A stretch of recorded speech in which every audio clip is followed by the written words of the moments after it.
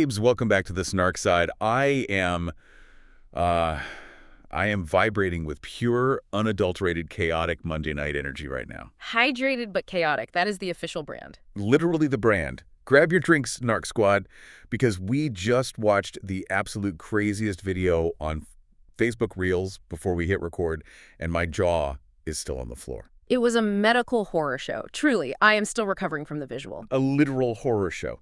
So this woman, right, she had an allergic reaction to her gel nails. Oh.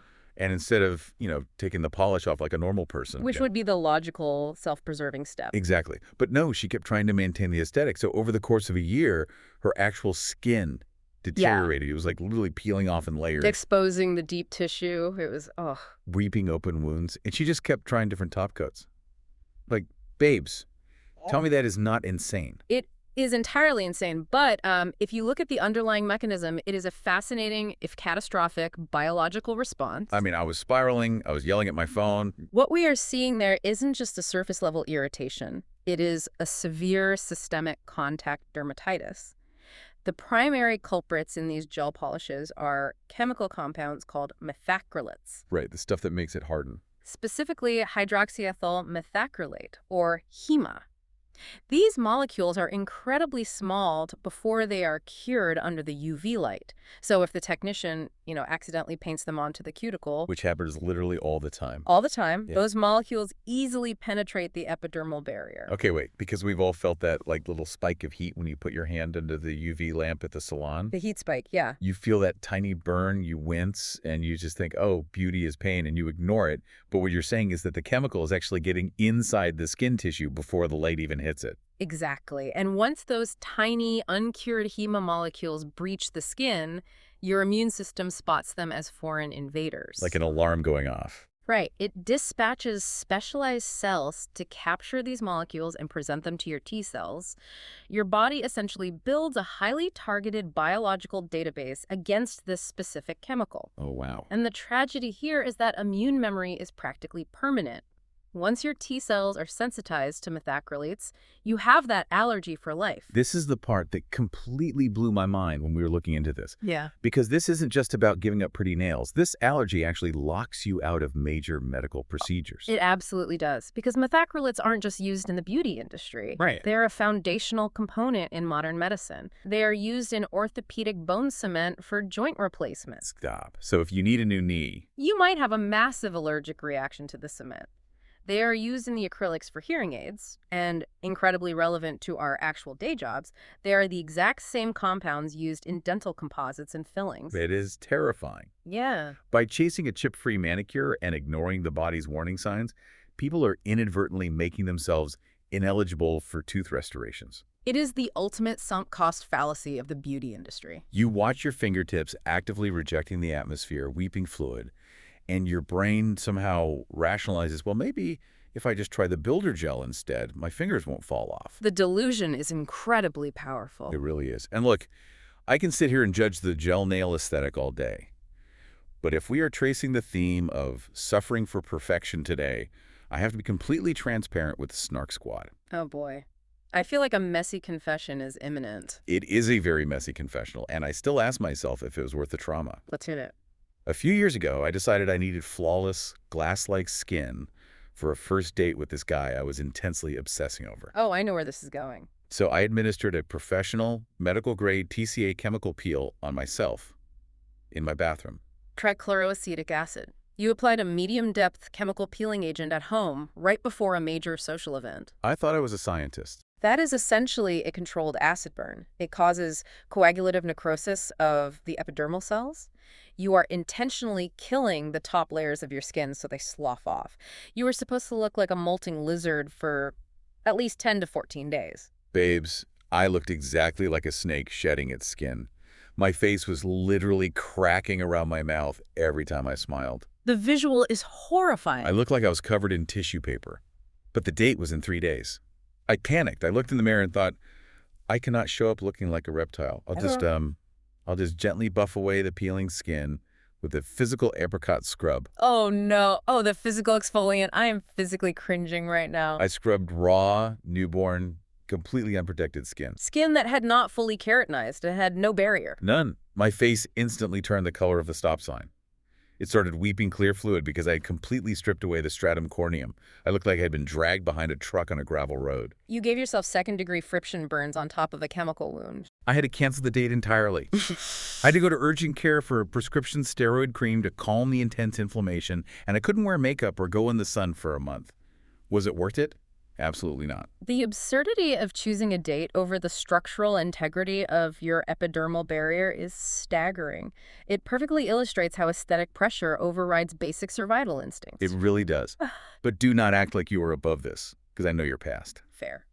In the spirit of fairness, I do have my own catastrophic aesthetic failure to share. Yes, expose yourself. Do you remember when the ultra-laminated, completely vertical, glued-to-your-forehead eyebrow trend was peaking? The permanent soap brows. Yes.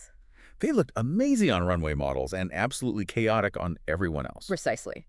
Well, I refused to pay a professional for the service, so I sourced an at-home perming kit from a highly questionable internet retailer. Of course you did. And this wasn't formulated specifically for gentle brow lamination.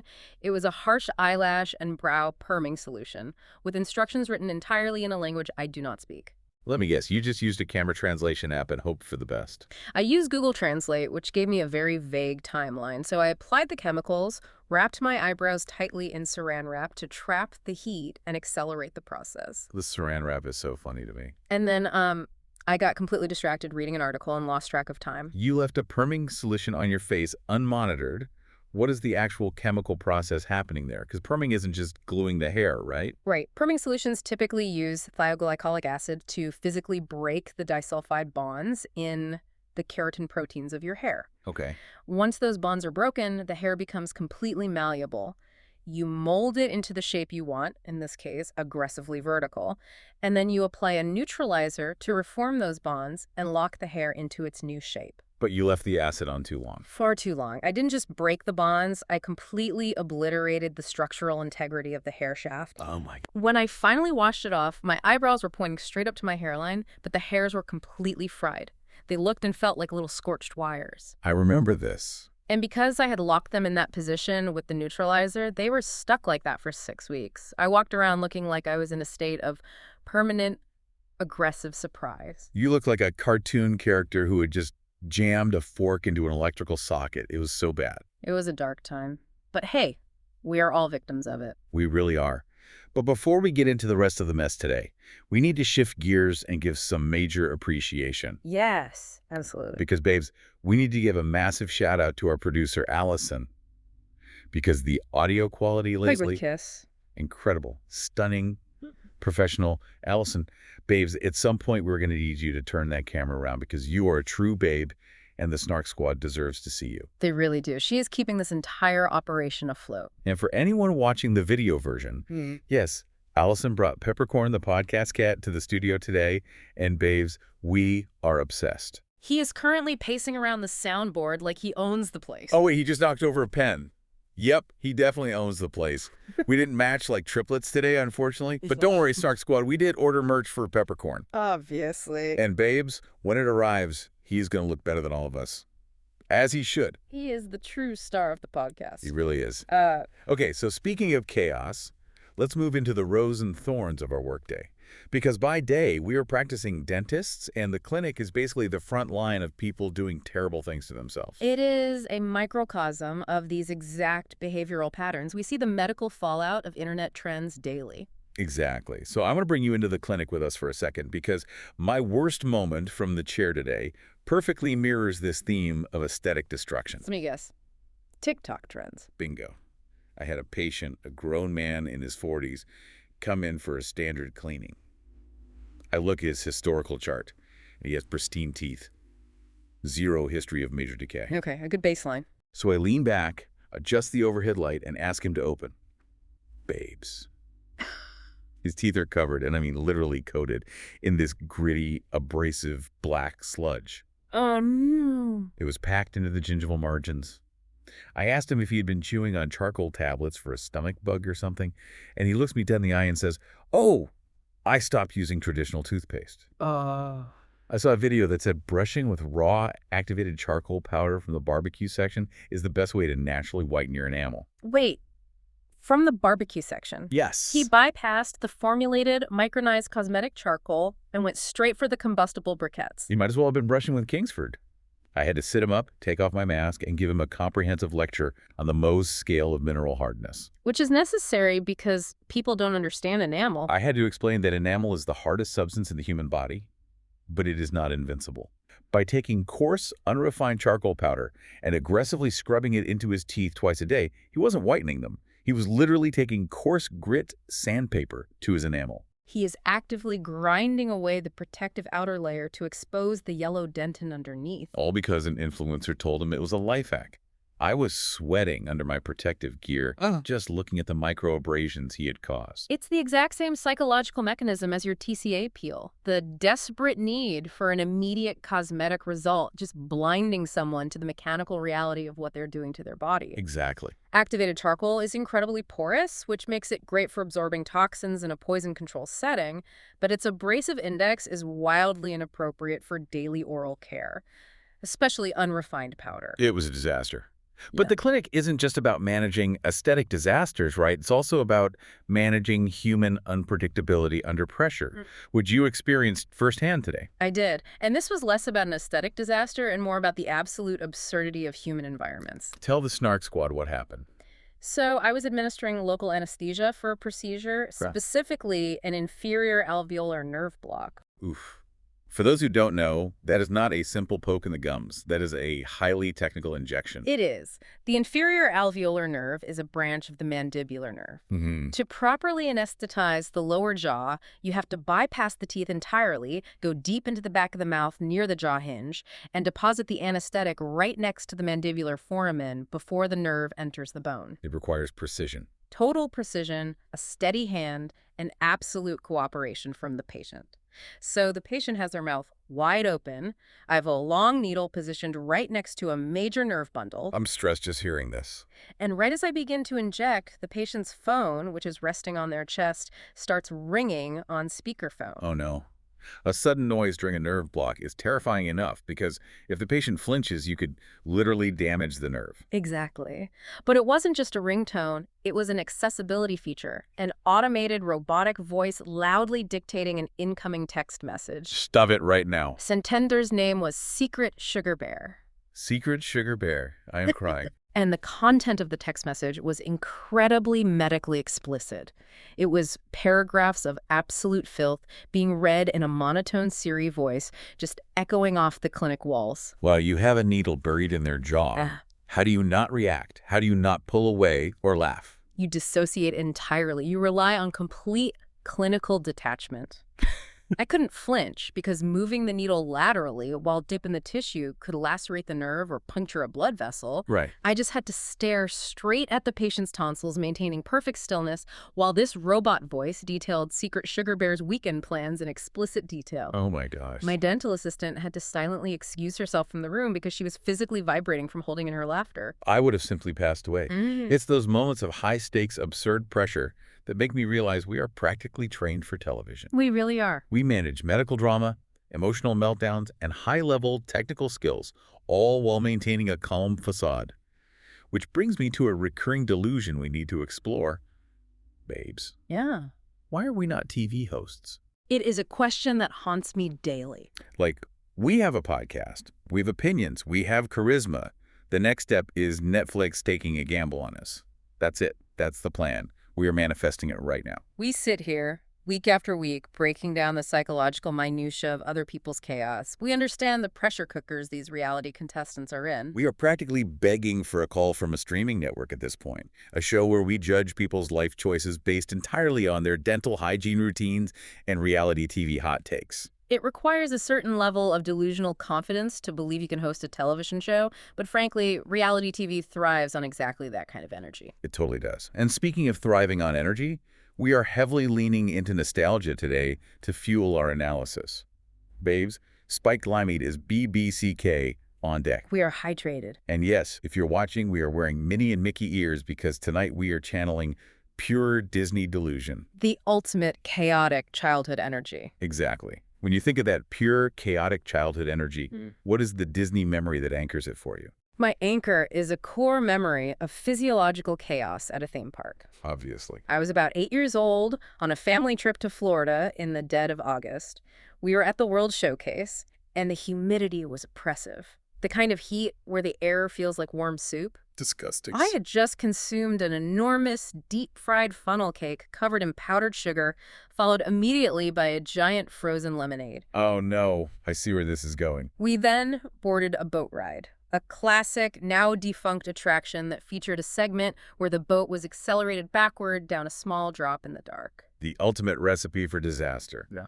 Deep-fried dough, freezing liquid, extreme heat, and sudden reverse momentum. The physics and the biology clashed violently. When you are in extreme heat, your body diverts blood flow to the skin's surface to aid in cooling, which slows down digestion. Right. Combine that with a massive influx of heavy fats and refined sugars, and then introduce the sudden adrenaline spike of a backward drop.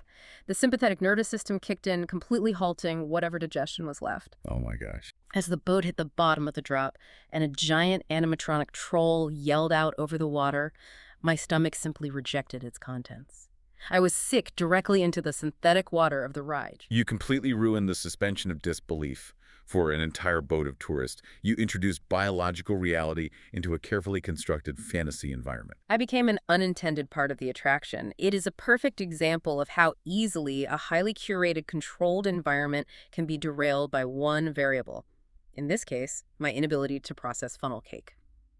What is your anchoring memory? Mine is less about physical chaos and more about severe emotional trauma inflicted by animated lions. Ah, the classic. I was 6 years old, sitting in my living room, wearing a princess dress completely unprompted, and eating a bowl of cereal.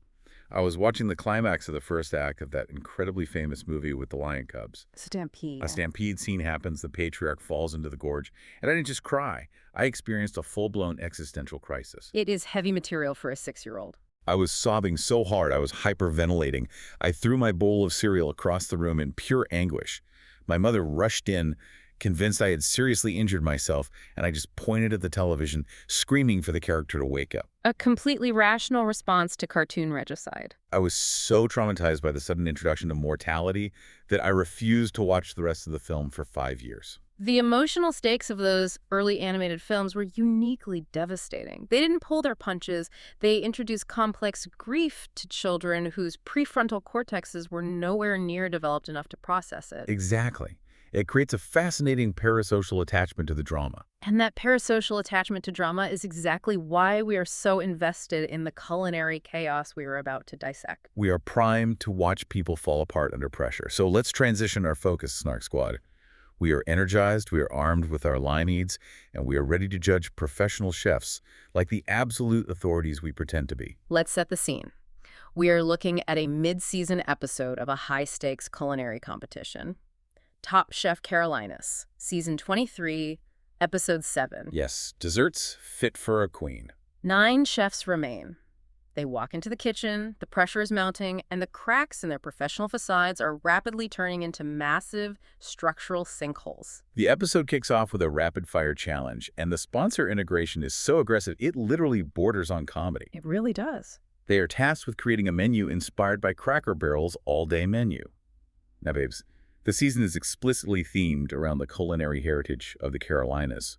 But Cracker Barrel wasn't even founded in the Carolinas. It was founded in Lebanon, Tennessee. Gotta fit those brand promos in somehow. The geographic stretch is genuinely hilarious. It highlights the tension between culinary authenticity and corporate sponsorship. It's so jarring. When a massive brand writes a check to underwrite an episode, the rigid borders of the Carolinas suddenly expand to include the entire interstate highway system. The brief is essentially bring the rustic charm of a highway rest stop into this Michelin tier kitchen. It's just wild. It gets even more jarring when you look at the guest judges for this challenge. Oh my gosh, the Bravo crossover. They brought in Madison LaCroix and Craig Conover from Southern Charm, a crossover event of epic proportions.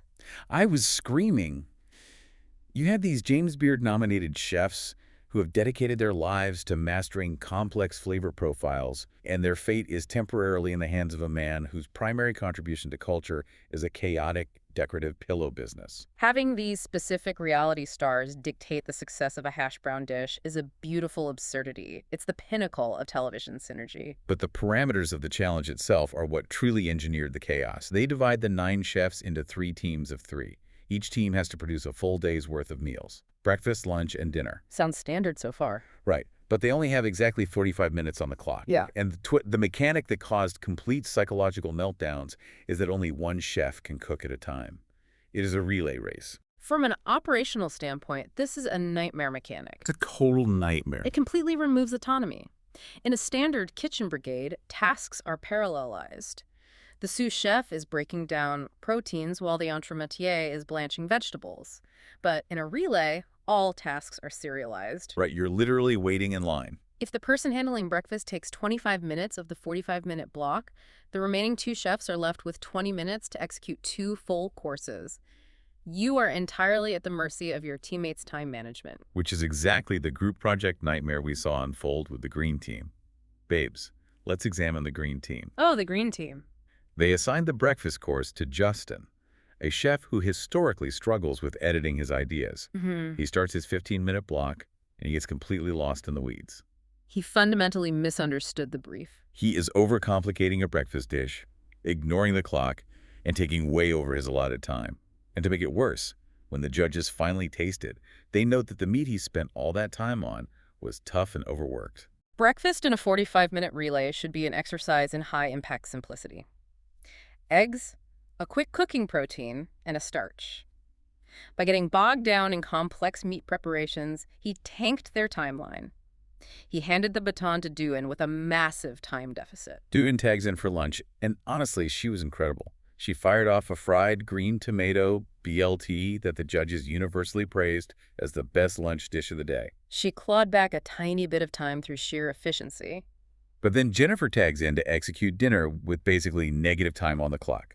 She is visibly panicking. She attempts to make a fried element, but her batter completely fails. And what does she do in a moment of pure desperation? She tries to reuse the failed batter. Which is a cardinal sin in any commercial kitchen. I was yelling at the TV. If a batter fails, it is chemically dead. Whether the hydration ratio is off, the leavening agent has expired, or the resting temperature was wrong, dropping it into hot oil a second time is not going to magically resurrect it. Wait, explain the chemistry of that. What actually happens to the food when you use a dead batter in a deep fryer? Why is it so disastrous? When you deep fry, the goal is to create a steam barrier. The hot oil heats the moisture in the batter, turning it into steam. That steam pushes outward, cooking the food inside and preventing the surrounding oil from seeping in. Okay. If a batter is dense, overworked, or lacks active leavening agents like baking powder or yeast, it doesn't expand. No expansion means no steam barrier. So the oil just soaks right into the food. The oil simply saturates the dense flour mixture. You end up with a heavy, pale, incredibly greasy crust that tastes like raw flour and cooking oil. Disgusting. She wasted precious seconds trying to salvage a chemical impossibility and ultimately had to scramble to make a fresh batter at the absolute last second. The stress of the relay format broke their workflow entirely. I was reacting so viscerally, I was practically yelling, "Put the tongs down, step away from the station." It is excruciating to watch professionals lose their common sense. It's like watching a car crash in slow motion. But let's look at a team that actually understood the mechanics of the challenge, the yellow team. They operated like a machine. They engineered their menu specifically for the constraints of the clock. Brandon, on breakfast, made a smart, tactical decision. He served eggs Benedict over hash browns, but instead of making a traditional hollandaise, he utilized a blender shortcut. Hollandaise is notoriously fussy, right? It breaks easily. How does the blender method bypass the traditional risks? Traditional hollandaise is an emulsion of liquid butterfat into water, usually lemon juice or vinegar, stabilized by the lecithin in egg yolks. Normally, you set up a double boiler to gently heat the yolks, whisking furiously by hand to create sheer force, and then slowly dribble in clarified butter so the fat droplets are suspended in the liquid. Right. It takes forever and your arm falls off. If the heat is too high, the eggs scramble. If you pour the butter too fast, the emulsion breaks into a greasy puddle. The blender method is brilliant for a time crunch. You put the yolks and acid in the blender.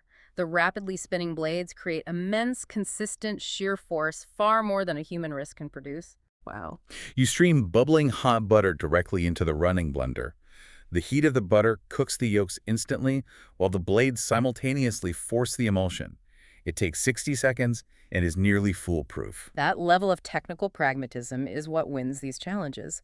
Then Anthony tags in for lunch and delivers a spicy fried green tomato and country ham sandwich, elevated with a brilliant addition of salmon roe. The briny pop of the roe cut through the heavy fat of the ham and the fried tomato perfectly. Craig Conover even noted that his kid would devour the breakfast, and he loved the kick of the lunch. They hit the specific demographic brief. And Jonathan closed it out with a smothered steak and bourbon pan gravy. Heavy, comforting, rapidly executed Southern flavor profiles. They balanced speed with intense flavor and won the challenge seamlessly. The yellow team takes the win.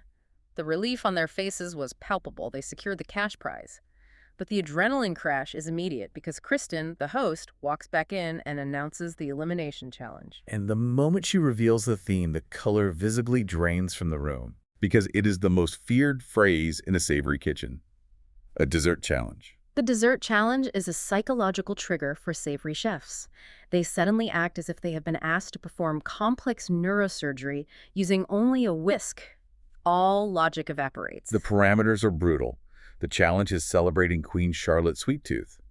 They have 3 hours to completely reimagine a classic Southern dessert. Sounds okay so far. The twist: no market trip. They cannot buy specialized ingredients. They're restricted entirely to the standard pantry provided in the kitchen. That is rough for pastry. Oh, and they aren't just cooking for the standard 3 judges. Guest judge Melissa Benoist is there, and they are cooking for 60 superfans who hold the voting power to decide the winner. The inclusion of 60 voters completely alters the strategy. When cooking for 3 highly trained palates, you can take massive conceptual risks.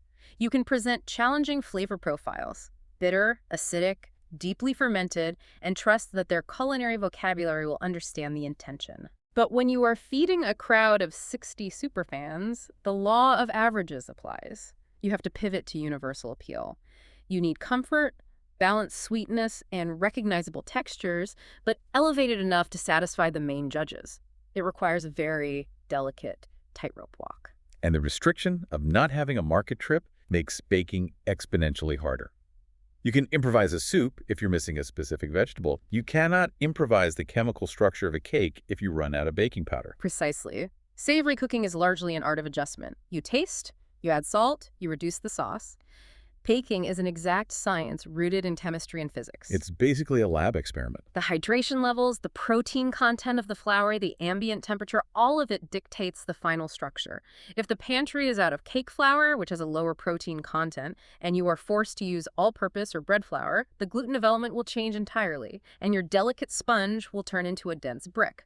You cannot pivot halfway through a bake. Which perfectly explains the absolute, unadulterated chaos we witnessed during the kitchen montage. Yeah. It was a disaster zone of sweating, swearing chefs who clearly hate baking. It's pure chaos. But the behavior that drove me completely up the wall, the thing that made me want to throw a shoe at the television, was the constant opening of the oven doors. Every 5 seconds, a different chef was ripping open an oven to poke at their cake. It is infuriating to watch as a viewer, but from a perspective of baking physics, it is a catastrophic error. Explain why it's so bad, because people do this at home too. When you put a cake batter into a hot oven, a very specific sequence of events occurs. The heat causes the leavening agents to produce carbon dioxide gas. Simultaneously, the moisture in the batter begins to turn to steam. These gases expand, stretching the flexible network of gluten and egg proteins, causing the cake to rise. Right, it's inflating like a balloon. Exactly, but that structure is incredibly fragile. The cake is essentially a foam of wet bubbles. It only becomes stable when the internal temperature reaches the point where the starches gelatinize, absorbing water and swelling, and the proteins finally coagulate and set into a firm structure. Okay, so it has to bake all the way through to hold its shape. If you yank open the oven door during that crucial rising phase, you dump all the ambient heat. An oven can lose 25 to 50 degrees in a matter of seconds. So the temperature plummets, and what happens to the bubbles? The rapid drop in temperature causes the expanding gases inside the batter to suddenly contract. But because the proteins haven't set yet to hold the shape, the entire structure collapses under its own weight. Oh, no. The cake falls in the center and turns into a dense, gummy puck. Watching seasoned professionals repeatedly compromise their oven temperatures out of sheer anxiety is baffling. It demonstrates a complete lack of foundational baking knowledge. It was a masterclass in self-sabotage. And the results spoke for themselves. Babes, let's talk about the specific disasters that came out of those ovens. Where do we even start? Douyin chose to reimagine a classic Southern caramel cake. Now, a Southern caramel cake is iconic. It's known for being rich, moist, and covered in a very specific, slightly hardened, deeply caramelized icing. It is a sugar-forward, technically demanding dessert. So tell me why Douyin presented a caramel cake that literally contained zero caramel. I was yelling at the screen. Melissa Benoist looked at her plate and explicitly stated she was confused. The main judges said it lacked any visual appeal. If you pull the card for caramel cake, you cannot serve a plate devoid of caramel. She succumbed to the classic savory chef defense mechanism, the fear of sweetness. They're terrified of it. Savory chefs are terrified of presenting a cloying dessert, so they aggressively dial back the sugar and introduce savory elements. But in doing so, she stripped the dessert of its defining characteristic. A caramel cake without the deep, complex, slightly bitter notes of caramelized sugar is just a yellow sponge. She over-edited the concept until it lost its identity entirely. So true. And then we had Jonathan, who pulled the card for chocolate chess pie. Oh, this one made me mad. A chess pie is a staple of Southern baking. It's a rich, dense, custard pie made with eggs, butter, sugar, and in this iteration, cocoa. It is supposed to have a crackly, papery top layer and a fudgy center, all sitting inside a perfectly flaky crust. A textural marvel when done right. What did he serve? He served a bowl of chocolate pudding with a dollop of whipped cream. The judges were visibly bored. It was a complete cop-out. He bypassed the complex challenge of making and blind baking a pastry crust and executing a set custard, and instead fell back on a simple stovetop pudding. It showed a lack of ambition. But perhaps the most chaotic bake of the day belonged to Oscar, who selected Moravian sugar cake. Oh, Oscar. Now, this isn't a traditional batter cake. It is a yeast-raised sweet dough. You press it into a shallow pan, poke deep dimples into the dough, and flood it with a mixture of butter, cinnamon, and brown sugar so it creates these gooey, caramelized pockets. It's delicious. Oscar decided to bake his yeast dough in a giant deep dish roasting pan. Which fundamentally alters the ratio of dough to topping. By making it so thick, the butter and sugar couldn't penetrate the interior. He essentially baked an enormous dry loaf of sweetbread. A literal brick of bread. And yeast dough requires careful monitoring during the proofing and baking stages. And was he monitoring his massive bread brick? No.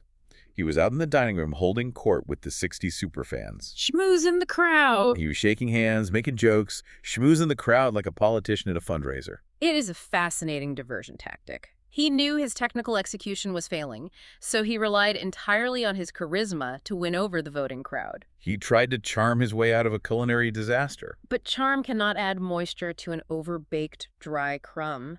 If the food requires the judges to drink a glass of water just to swallow it, personality will only get you so far. The ultimate disaster, however, the dish that resulted in an elimination, was Justin's reimagined ambrosia salad. Oh, the ambrosia. For the uninitiated, ambrosia is a retro, heavily nostalgic dish, often found at potlucks. It's a mix of canned fruits, marshmallows, coconut, and usually a dairy component like sour cream or whipped topping. It is sweet, creamy, lush, and weirdly comforting. A classic. Justin decided the best way to elevate this comforting classic was to blast it with liquid nitrogen. The liquid nitrogen crutch. It happens every season. A chef panics, looks at a bowl of fruit, and decides that instant freezing will somehow make it avant-garde. Why does everyone go to the liquid nitrogen? Because it looks cool on camera. Liquid nitrogen boils at negative 320 degrees Fahrenheit. It is a phenomenal tool for making ultra-smooth ice creams because it freezes the base so rapidly that large ice crystals cannot form. Okay, that makes sense for ice cream. But when you use it haphazardly on fresh ingredients, it becomes a weapon of textural destruction. He served a dessert that was so aggressively cold, Tom literally called it a cold mess. The freezing completely ruined the ratios and the intended lush texture. But beyond texture, why does extreme cold ruin a dessert like that? It comes down to the physiology of the human palate. Extreme cold physically numbs the tongue. Oh, like when you eat too much ice cream and you can't taste anything. Exactly. Specifically, it inhibits the TRPM5 ion channels in our taste receptor cells, which are responsible for perceiving sweetness and nuanced flavors. When you drop the temperature of a dish that drastically, you are literally turning off the judge's ability to taste the complexities of the fruit and the dairy. You are left with a block of freezing, crunchy, flavorless ice. It was a conceptual failure that rendered the dish inedible, and Justin was sent packing for it, eliminated for making a dessert too cold to taste. It's a tragic end. But amidst the wreckage, there were chefs who navigated the chaos beautifully. Lawrence executed a structurally sound coconut cake, which, given the oven drama, was a massive victory. Even though Tom wanted more coconut. Right. Sherry made a sonker, which is a regional deep dish cobbler or free-form galette. Despite a slightly underbaked pastry, she perfectly balanced the tartness of the fruit with the sugar, saving the dish. But the absolute triumph of the day was Anthony's apple stack cake. The apple stack cake is a brilliant choice because it requires precision, but not necessarily the delicate crumb of a sponge cake. What exactly is an apple stack cake? It is traditionally made with thin, cookie-like layers of spiced dough, stacked with thick, intense apple butter or dried, reconstituted apples between each layer. The magic happens as it rests. The moisture from the filling slowly migrates into the dry cake layers, softening them into a cohesive, sliceable dessert. He nailed the spice profile, he nailed the moisture migration, and it wasn't overly sweet. And, babes, the dramatic payoff. When the 60 superfans cast their votes, Anthony won the entire challenge by a margin of exactly one vote, and he secured immunity moving forward. And that immunity immediately became the most valuable asset in the entire competition because of the psychological warfare the producers unleashed next. This part stressed me out so much. So Justin packs his knives and leaves. The remaining 8 chefs are standing in the kitchen, exhausted, coming down from the adrenaline of the 3-hour baking gauntlet. They think they are going back to the house to sleep. Exactly. But Kristen calls them back to the judges' table. She congratulates them on reaching the halfway point of the season, and then she drops a bomb that changes the temperature of the room entirely. Next week is Restaurant Wars. The crucible of this franchise. Restaurant Wars. It is the most anticipated, complex, and historically ruinous challenge they face. They must conceptualize, design, prep, and execute a fully functioning restaurant concept from scratch in a matter of days. But she doesn't stop there. She twists the knife. She tells them, "You don't get tonight off. The clock starts right now. You have 36 hours until service. Form 2 teams of 4 immediately and give me your restaurant concepts in exactly 1 hour." Forcing them to transition from the micro-focus of a dessert challenge straight into the macro logistics of team building and restaurant conceptualization without a moment of sleep is brilliant, cruel reality television design. It's evil. They scramble into teams. Team 1 looks like an absolute powerhouse on paper, featuring Anthony with his fresh immunity. Team 2 is the underdogs. But as we've seen historically, Restaurant Wars is rarely won by the team with the best food. It is won by the team with the best logistics. A team of culinary geniuses will fail spectacularly if their front-of-house manager cannot manage the flow of tickets, or if the expediter in the kitchen cannot communicate timing to the line cooks. It is an exercise in management, not just astronomy. And just to ensure maximum operational breakdown, they add one final twist. Not only are these teams responsible for a 3-course dining room service for a restaurant full of guests, but they also have to run a simultaneous ghost kitchen fielding takeout orders. That is a staggering logistical burden. Managing the pacing of a dining room is difficult enough, but adding a takeout component means the kitchen is managing 2 completely different time horizons. How so? A dining room ticket requires plating for immediate presentation and consumption. A takeout ticket requires food that is engineered to maintain its temperature and texture inside a cardboard box for 30 minutes. The expediter has to sequence these competing priorities flawlessly, or the entire system crashes. It is a recipe for a total meltdown. But babes, before the cooking even begins, the stress of the environment manifests in a terrifying, real-world medical emergency. This was intense to watch. While the teams are breaking off to brainstorm their menus, Jennifer begins aggressively rubbing the side of her face. She pulls a producer aside and reveals she is experiencing severe numbness and a dragging sensation on the left side of her face, accompanied by intense jaw pain. This is the moment the narrative abruptly shifts from the manufactured stress of a cooking competition to a genuine medical crisis. When a patient reports sudden unilateral facial paralysis or numbness, the differential diagnosis is incredibly serious. As medical professionals watching this play out on screen, what are the immediate physiological red flags? I was immediately thinking stroke. The paramount concern with sudden unilateral facial deficits is ruling out a cerebrovascular accident, a stroke. A central nervous system event requires immediate life-saving intervention. However, given her age and the extreme, prolonged psychological stress she had been under, other possibilities come into play. Like what? The diagnostic focus shifts to the cranial nerves. Specifically, cranial nerve 7, the facial nerve, which controls the muscles of facial expression. Inflammation of this nerve, often triggered by stress or a viral activation, leads to Bell's palsy, causing that distinct drooping and numbness. Which people were guessing on Reddit all night. Additionally, she mentions severe jaw pain. The trigeminal nerve, cranial nerve 5, handles sensory input from the face and motor control for chewing. Severe stress can lead to profound temporomandibular joint dysfunction, muscle spasms, and radiating nerve pain that mimics paralysis. Regardless of the specific etiology, the medics correctly identified it as an emergency requiring immediate hospital evaluation. She is rushed to the emergency room. The kitchen is left reeling. And this creates a massive production problem. Restaurant Wars is specifically designed for 2 even teams of 4. With Jen's sudden medical evacuation, they are down to 7 chefs. Production is forced into rapid triage. They need an 8th body to maintain the structural integrity of the challenge. So, Kristen goes backstage and intercepts Justin, the chef, who was eliminated just hours prior for the frozen ambrosia. He was probably packing his bags. She explains the situation. She tells him that for Jen's health, they asked her to leave the competition and focus on recovery, with an open invitation to return next season. And because Justin was the last person eliminated, they are offering him her vacant spot. It is a literal golden ticket, a miraculous reprieve, offering a second chance at $250,000 and career-defining exposure. And what does he do? Babes, he asks to go see his partner. Because Jen isn't just a competitor, they are romantically involved. They enter the competition together. A crucial detail. He goes to the hospital, assesses the situation, and makes a definitive choice. He declines the golden ticket. He gives up his spot in the competition entirely to stay by her side in the hospital. He walks away from the show. We're going to fundamentally disagree on this, and I accept that my perspective is clinically pragmatic to the point of sounding cold.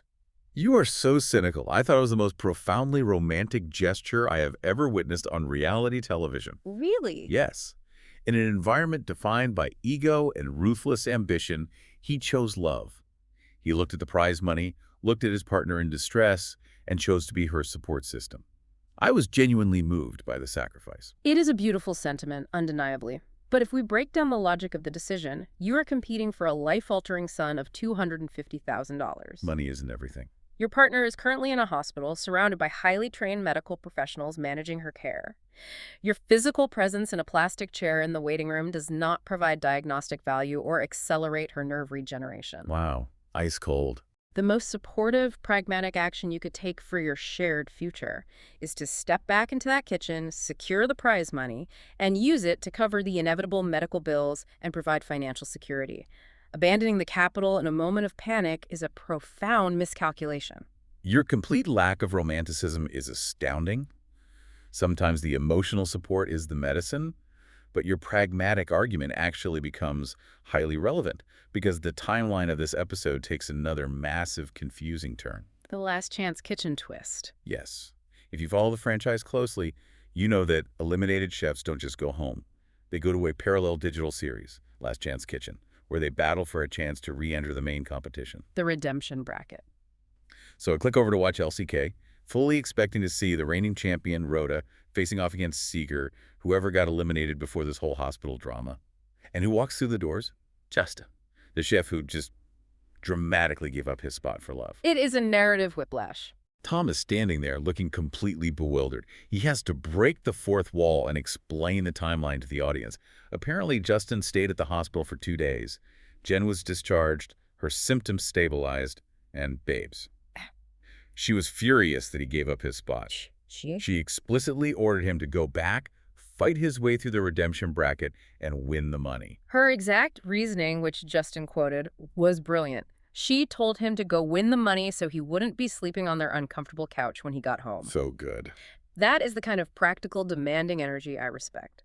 She recognized the financial miscalculation and forced him to correct it. So he is back in the kitchen, facing off against Rhoda. The challenge parameters for this redemption battle are completely chaotic. They have a wooden block filled with knives, and each knife has an adjective printed on it. They must pull 3 knives at random and cook a dish that embodies those 3 words. They pull the words: whipped, glamorous, and alien. Alien. Tom, a bastion of classical culinary technique, is standing there demanding food that tastes like it came from a UFO. How do you even conceptualize that? You have 2 choices when faced with an absurd prompt. You can try to literally interpret the absurdity and risk making something inedible, or you can lean heavily into classical technique and use clever plating or specific ingredients to gesture at the prompt without compromising the flavor profile. Rhoda chose the latter. She decided to make an elevated mushroom toast. But to hit the alien prompt, she specifically utilized cauliflower mushrooms. A brilliant choice. Cauliflower mushrooms have a fascinating, undulating, coral-like morphology. They look exactly like pale, intricate alien brains. Visually striking, but fundamentally they are just deeply earthy, delicious fungi. Exactly. Yeah. She hits glamorous by pairing them with a rich caviar cream sauce, and she hits whipped by creating a light, airy mascarpone and creme fraiche spread infused with lemon zest and parmesan. She deconstructed the prompt perfectly. She didn't let the word alien derail her culinary foundation. Mushrooms, cream, parmesan, and caviar are a historically bulletproof flavor matrix. She delivered an elegant, technically sound dish that just happened to feature a strange-looking ingredient. She demonstrated immense restraint. Restraint is the exact opposite of what Justin displayed. He decided to embrace the chaos fully. For his alien interpretation, he seared scallops and roasted bright green olives because he thought they resembled little green men. A bit literal, but fine. But then he plates a cold, raw tuna tartare. And for the whipped and glamorous requirements, babes, you need to explain the chemistry of what this man did because it broke my brain. He took Wagyu beef tallow, which is highly refined, rendered beef fat, whipped it into a frenzy with heavy cream, yuzu juice, and lemon zest, folded expensive caviar into this whipped beef fat, and served a large dollop of it right next to the cold, raw tuna. Whipped beef, fats with cold fish. From a perspective of food science and sensory experience, this is a catastrophic error in temperature and texture management. It all comes down to the melting point of specific lipids. Okay, break it down. Beef tallow is extremely high in saturated fats, specifically stearic and palmitic acids. Because of its molecular structure, beef tallow remains solid at room temperature and has a melting point of around 100 to 110 degrees Fahrenheit. Which is hotter than the inside of a human mouth. Exactly. The human mouth sits around 98.6 degrees. When you eat butter, which has a much lower melting point, it melts effortlessly on the tongue, creating a luxurious mouthfeel. When you eat cold beef tallow, your mouth is physically not hot enough to melt it efficiently. Those. And because he paired it with cold raw tuna, the overall temperature of the bite was even lower. So what actually happens when you put a spoonful of cold beef fat in your mouth? It doesn't melt, it smears, it acts like culinary chapstick, it coats the palate, the tongue, and the roof of the mouth in a dense, waxy, greasy film. Tom's reaction was visceral. He explicitly stated that the cold fat coated his mouth terribly, trapping the flavors and creating a fundamentally unpleasant, immovable texture. He over-intellectualized the prompt, ignored the basic physics of the ingredients, and created a texture nightmare. The mushroom toast easily wins. Justin is eliminated for the 2nd time in a single week. A harsh lesson in the limits of culinary experimentation. But babes, this entire sequence of events, the hospital departure, the immediate return to the redemption bracket, spawned an absolute frenzy of analysis regarding the production timeline on Reddit. We have to dive into the fan theories because the people analyzing the show are operating like forensic investigators. The math regarding the timeline was simply not adding up for viewers who understand the mechanics of how reality television is filmed. The discrepancy lies in the structure of the teams. When Jen went to the hospital right before Restaurant Wars, production was left with 7 people. They need 8 to form 2 teams of 4. Viewers were pointing out that if Justin declined the spot to go to the hospital, production couldn't just film a massive restaurant challenge with lopsided teams. Precisely. The prevailing and highly logical theory is that production had to scramble. Last Chance Kitchen is usually filmed on a slight delay. Seeger, the chef who had been eliminated the previous week, was theoretically waiting to battle. Okay, tracking. But with Jen's sudden medical evacuation, production didn't have time to film a battle. They likely pulled Seeger straight past the redemption bracket and inserted him directly into Restaurant Wars to fill the empty slot and keep the production schedule intact. That makes perfect logistical sense. So they filmed the grueling 36-hour Restaurant Wars. Then, a couple of days later, the hospital drama resolves, and Justin decides he wants back in. Yep. Production, needing to create a cohesive narrative, simply slots him into the redemption battle that was supposed to feature Seeger. They utilized the magic of editing to stitch together a seamless narrative, but behind the scenes, the timeline was a chaotic puzzle of shifting personnel to keep the multi-million-dollar production moving. It highlights the incredible operational stress of producing a show of this scale. The smoke and mirrors of reality television. But timeline discrepancies weren't the only thing causing an uproar on Reddit. There is a glaring safety issue that has been driving viewers and me absolutely insane all season. Oh, we need to talk about the shorts. We must talk about the shorts. Justin was consistently wearing shorts and open-toed sandals while cooking in a high-pressure professional kitchen. It sparked a massive debate about whether this is a health department violation or an OSHA safety violation. To clarify the regulatory frameworks here, the health department is primarily concerned with the transmission of foodborne illness.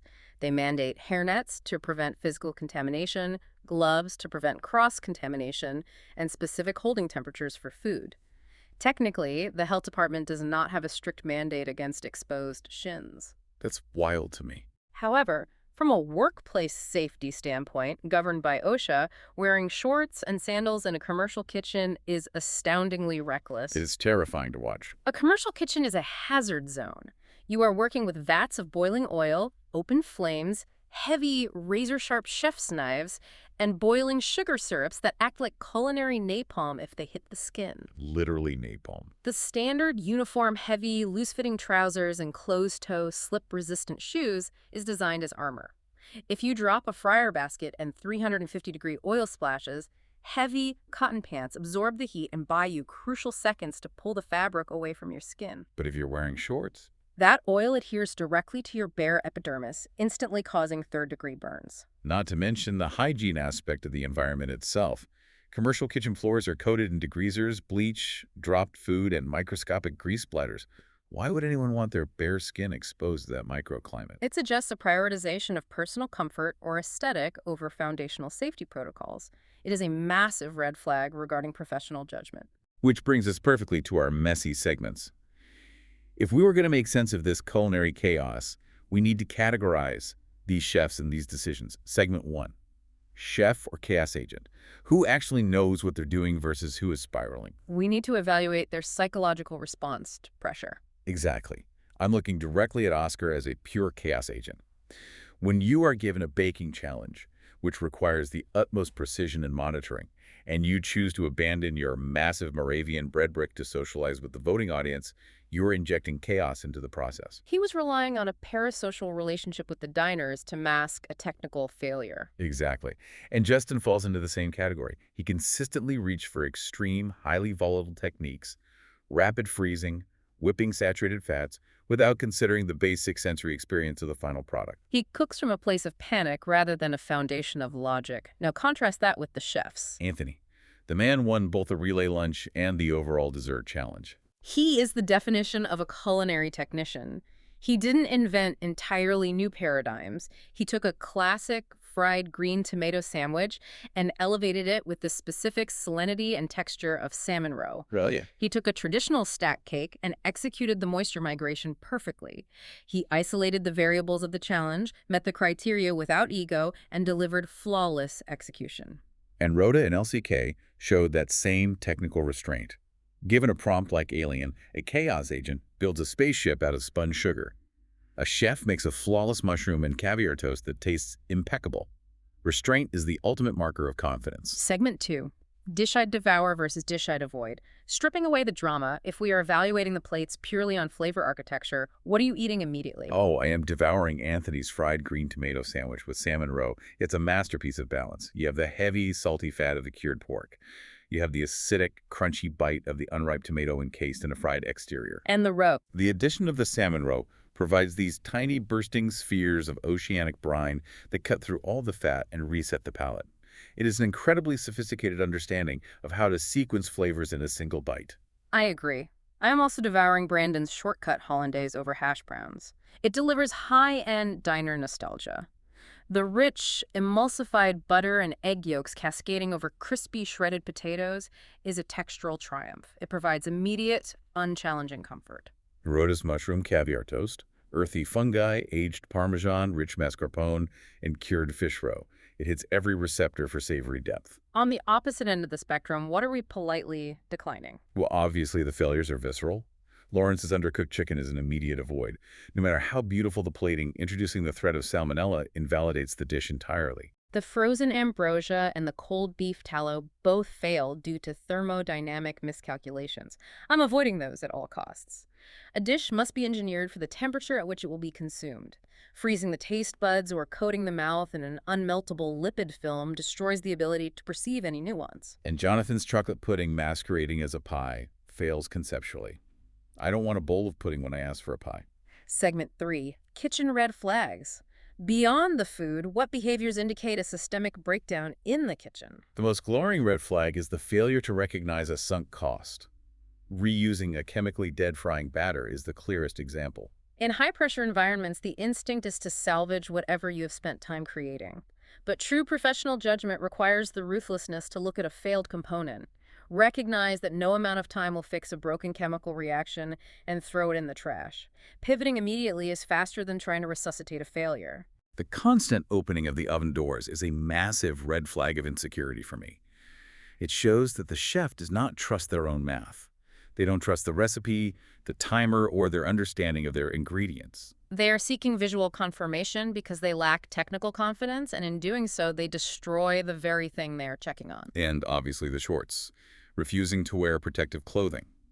Treating a commercial kitchen like a casual environment is a failure to respect the inherent dangers of the workspace. It is an ego-driven disregard for protocol. Which brings us to segment 4, Snarkside Supper Club.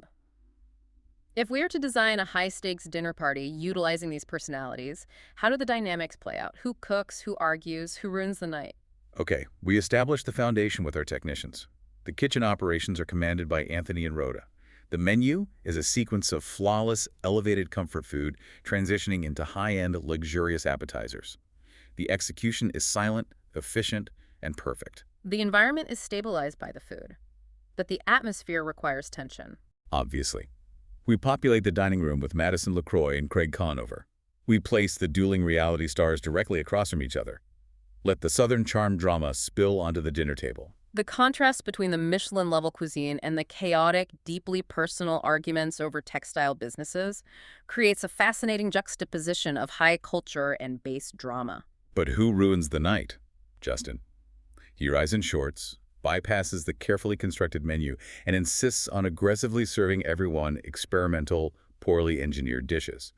He presents cold, raw tuna smeared with whipped beef fat. The temperature of the room drops. The textural nightmare of the dish forces the guest to confront the limits of culinary experimentation. The illusion of a perfect evening shatters.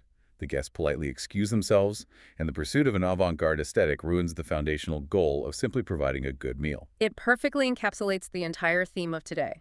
Whether you are dealing with the chemical burn of an over-processed cosmetic treatment or the waxy film of an overly ambitious appetizer, the underlying flaw is the same.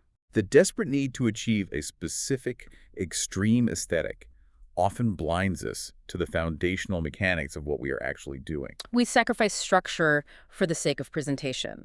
We ignore the warning signs, the weeping skin, the dropping oven temperature, the sheer absurdity of the timeline, because we are so focused on the final image. It really makes you evaluate where you draw the line between dedication to a craft and pure, unadulterated self-sabotage.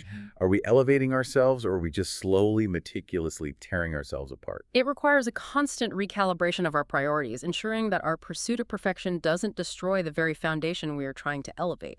So as you watch these chefs sacrifice their sanity and their safety for a title, or as you hear about someone sacrificing the integrity of their own skin for a manicure, think about that the next time you find yourself ignoring a warning sign in the pursuit of perfection. Words to live by. And with that, babes, we have survived another Monday night of television and trauma. Thank you so much to the Snark Squad for hanging out with us through all of this chaos. We appreciate every single one of you. Remind your reality TV obsessed besties to check out the podcast, and please leave us a rate and review on whatever app you are listening on right now. It genuinely helps us out so much. And just remember, we started this episode talking about a woman's fingernails falling off. We ended up judging professional chefs for wearing shorts. And somehow, we still believe Netflix is going to give us a TV show. It's only a matter of time. Stay fed, stay blessed, and babes, we will see you on the Snark Squad.